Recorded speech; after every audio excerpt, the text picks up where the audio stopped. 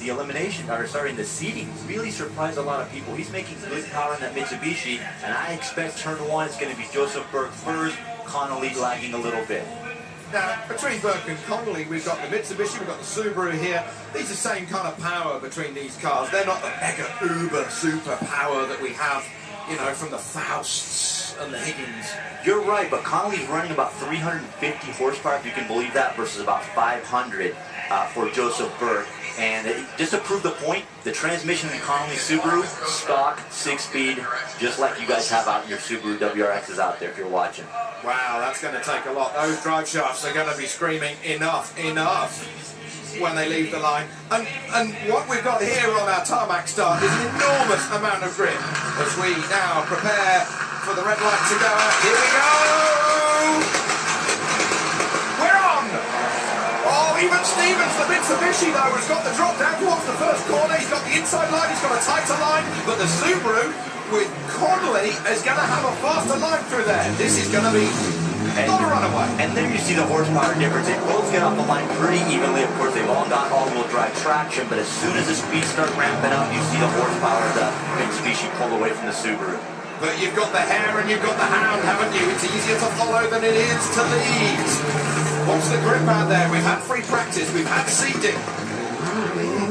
Yes. I'm telling you. Oh, he's taking the Joker. Through he goes. Conley goes for the Joker. Got to be so careful through here. We've got this gravel that's been put down on top of the asphalt surface, and it is like driving on marbles. Understeer.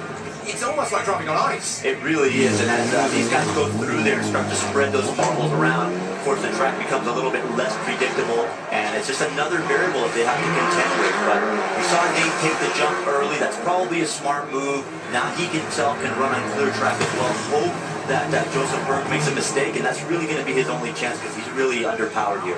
Well, Mitsubishi were rocketed onto the world scene by the Flying Finn and four-time world rally champion Tommy Mackinnon. He won 4 championships on the trot. Oh, a little bit of understeer. Has he lost a little bit of time as Joseph Burke as he takes the jump? Dust and gravel being showered down onto the ground. And there's a lot of development work in these Mitsubishis, and that's been proven at the moment. Half a lap to go.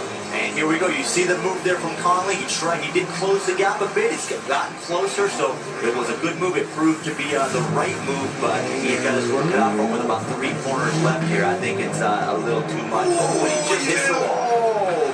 He's been into the wall, but he's doing a sterling job, is Nate Conley, giving away 150 horsepower.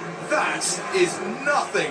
No, he's going to spin it on the final corner. I was going to say what a superb job he's done, but he certainly had to go right to the end. Fair play. And I'll tell you, Nate's a showman through and through, and it shows right there, giving it all he's got. He loops the car around, and he's not going to advance, but man, he gave it all he had, and his strategy almost worked out for me. A little more speed. Joseph Burke now goes through to the quarterfinal. He is going to be up against Liam Dorrance by the time we next see them. This is the replay off the line.